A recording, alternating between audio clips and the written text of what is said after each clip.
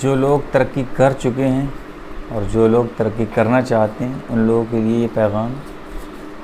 बहुत लोगों ने, शायद ही कुछ लोग ऐसे होंगे जिन लोगों ने ये वाक़या ना सुना हो कि सद्दात की जन्नत। उसने हूबहू एक किताबों में बताया गया कि एक नक्शा, यानी कुछ ऐसा लग रहा था कि इसने कुछ बनाया है सद्दात की जन्नत। उसको एक ख्वाब था कि उसने एक चैलेंज करा था कुदरत को कि मैं उसकी जन्नत में क्यों जाऊं, मैं ख़ुद एक जन्नत बनाऊं और उस जन्नत को बनाने के बाद मैं उसमें रहूँगा। तो आपको बता दें कि उस जन्नत को बनाने में अभी तक जो हमने सुना है, देखा है, पढ़ा है, तो उसमें बताया गया कि 40 साल तकरीबन उस जन्नत को बनाने में लगे। और जो बादशाह था सद्दात, तो उसने एक ऑर्डर किया था कि जितने भी दूर दूर के जो बादशाह लोग हैं सबसे सोना मंगवाया जाए। सोना उसने मंगवाया। सोना मंगवाने के बाद जब उसने जन्नत बनाना स्टार्ट की, कई नदियाँ उसमें से निकालीं, कई झीलें। और उस जन्नत को बनाते वक्त उसमें ख़ासियत आपको बताएं कि जो आज हम घर बनाते हैं, बिल्डिंग बनाते हैं, तो सीमेंट जो भरते हैं ना, सीमेंट नी जो भरते हैं सीमेंट, तो उसने उस जन्नत को बनाने से पहले जो उसमें नी भरी थी, वो नी उसने सोने को पिघला कर भरी थी। यानी इसकी जो नींहें थी ज़मीन से लेकर कई फिट, वो भी उसने सोने से बनाई थी। आप देख सकते हैं कि उसने कितनी बर्बादी की थी। तो ये पैगाम उन लोगों के लिए जो हराम काम करने के बाद भी तरक्की पर हैं और उनके दिमाग में कीड़ा है कि अगर हमसे खुदा नाराज़ होता तो हमें इतनी दौलत क्यों देता, और हम हराम काम कर रहे हैं। ये बहुत बंगला है, एक और बंगला हो गया, एक गाड़ी है, एक गाड़ी और हो गई, दूसरी गाड़ी, वो भूले हुए हैं।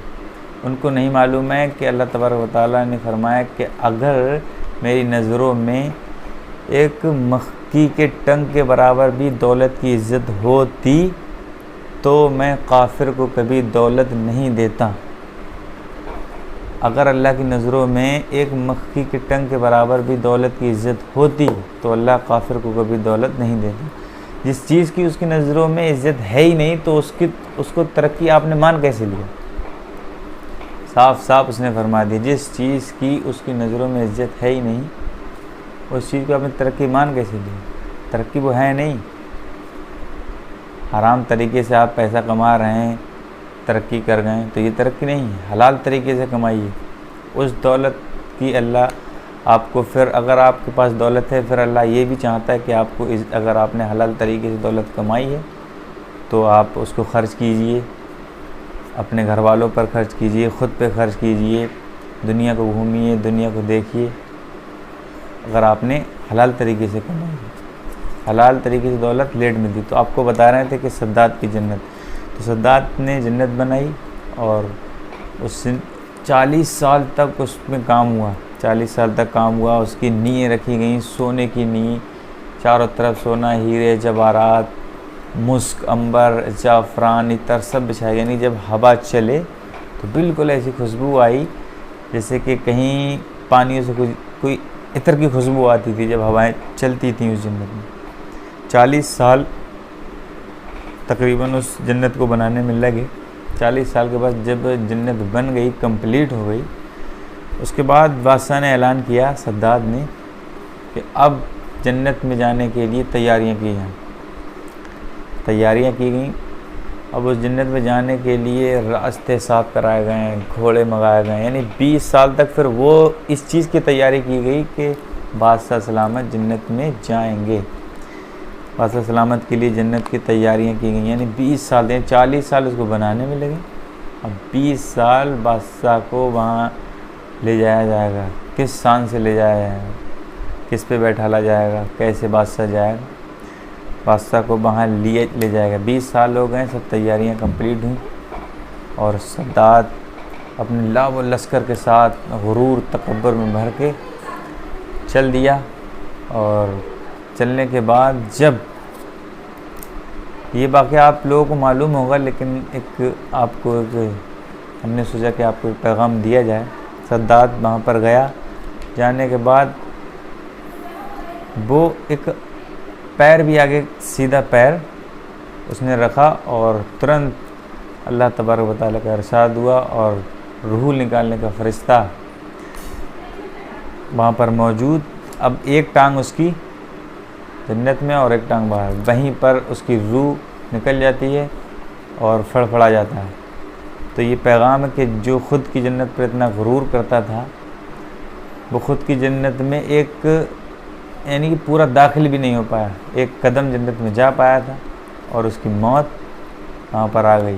वो भूल बैठा था ख़ुद को, उसने खुदा से चैलेंज किया, कुदरत से चैलेंज किया, यानी कि मुझे तेरी जन्नत में नहीं आना, मुझे ख़ुद जन्नत में आना। जब अगर अल्लाह किसी से जब कुछ छीनता है ना, तो उसकी अकल पर पत्थर पड़ जाते हैं। वो फिर भूल जाता है कि मैं कौन हूँ, मुझे किसने बनाया है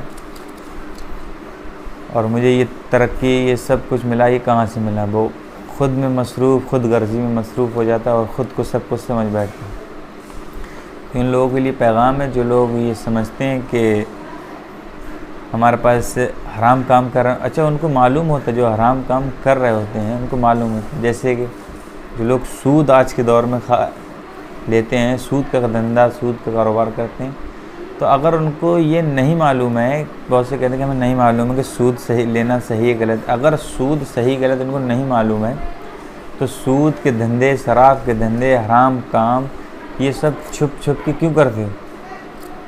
मालूम है तुम्हें ये गलत है, उसके बावजूद तो छुप के करते हो, छुप छुप के करते हैं।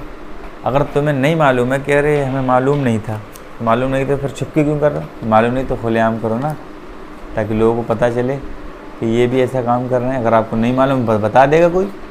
उनको मालूम है कि हम गलत काम कर रहे हैं, हराम काम कर रहे हैं, लेकिन पैसे में इतने मसरूफ़ हो गए और दौलत में ऐसे मुब्तला हो गए अंधाधुन, जो दुनियावी तरक्की में आखिरत को भूल चुके हैं और ये सोच रहे हैं कि हमारे पास जो है दौलत आ रही तो हमसे जो है अल्लाह ना राज़ी है, बल्कि भूल चुके हैं कि जिसको अल्लाह तबारक व तआला जिससे नाराज़ होता है उससे सजदे की तौफीक छीन लेता है।